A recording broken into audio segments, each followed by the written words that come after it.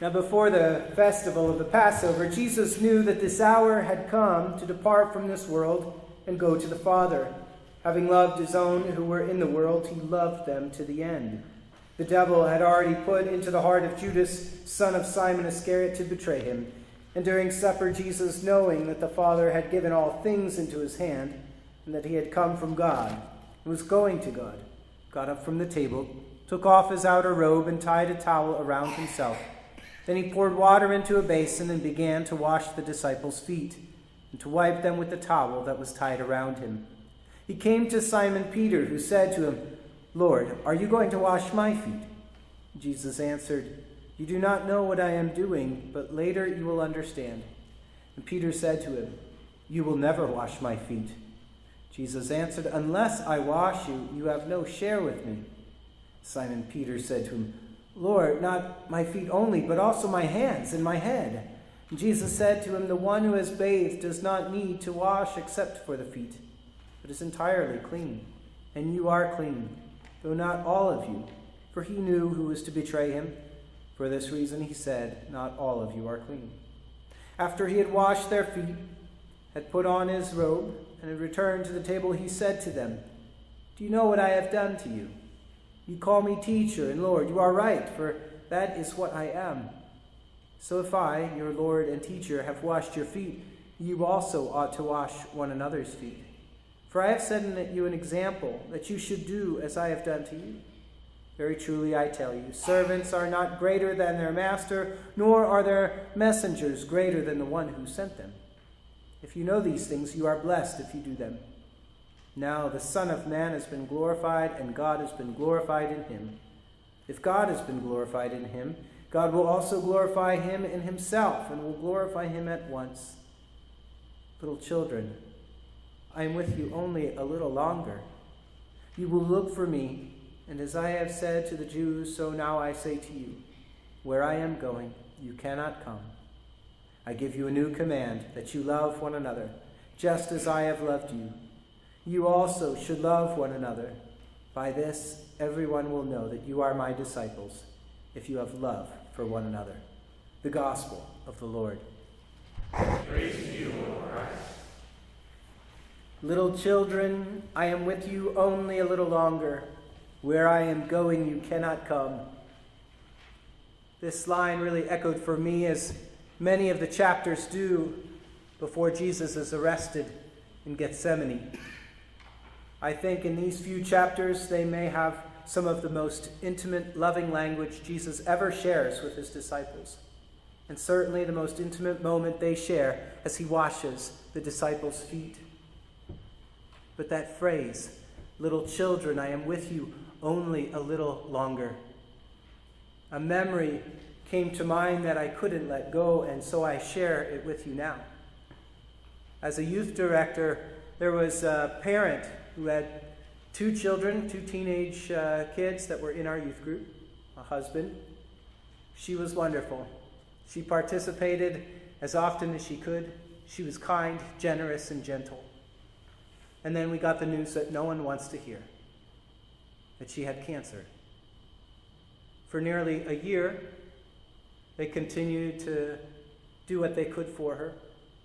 Surgeries and treatments, experimental treatments. And it became a very long year. And nothing was working. Her daughter, who was in the high school youth group, started hiding away.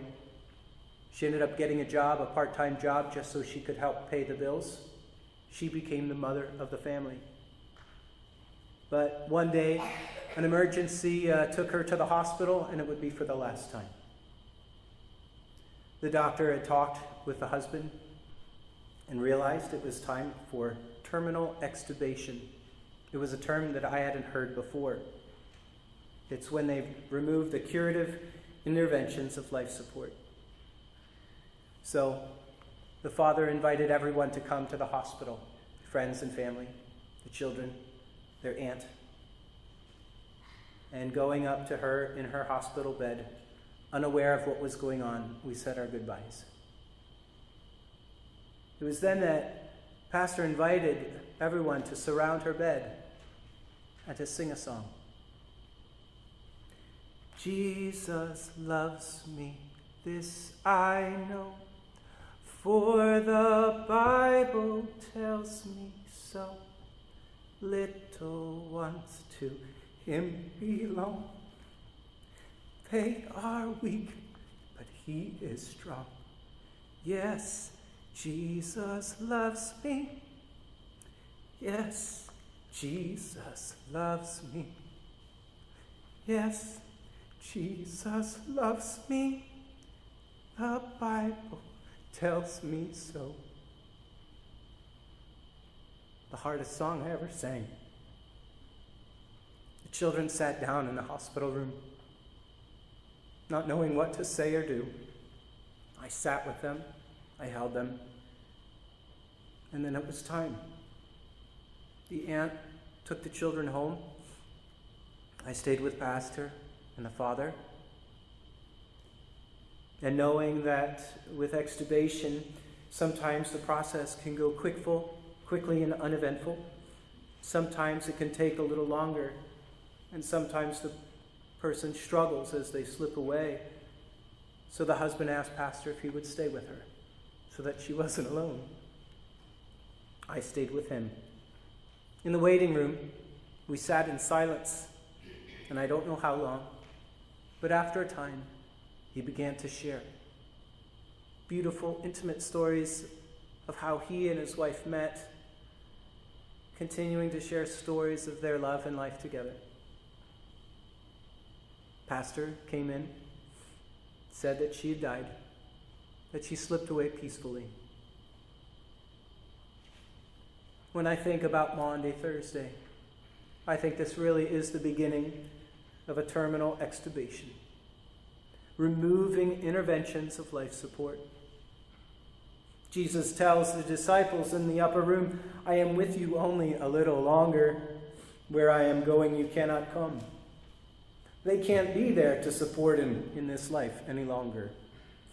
In the Garden of Gethsemane, Jesus says to Peter, put away your sword, after he tries to guard Jesus' life. Before Pilate, he will not defend himself or use his power to be rescued. He removes all hope of intervention for the sake of his disciples, for the sake of the whole world. And why? I think we all know. But John writes, years later, in verse 1, he loved them to the end. It's okay. It's time to go. I will always be with you. This meal that we share together reminds us of Christ's love in ours. Bread and wine, his body and blood. It binds us to Jesus and to one another, saints on earth and the saints that have gone before us. One day we will all share it again when God's kingdom comes, where there will be no more hospital beds, no more sad tears, no more goodbyes, just many hellos and welcome homes. Amen.